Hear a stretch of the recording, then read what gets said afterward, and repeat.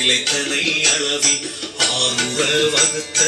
அருட்பெருஞ்சோதி புவிநிலை சுத்தமாம் பொற்பதி அளவில் அவை உற வகுத்த அருட்பெரும்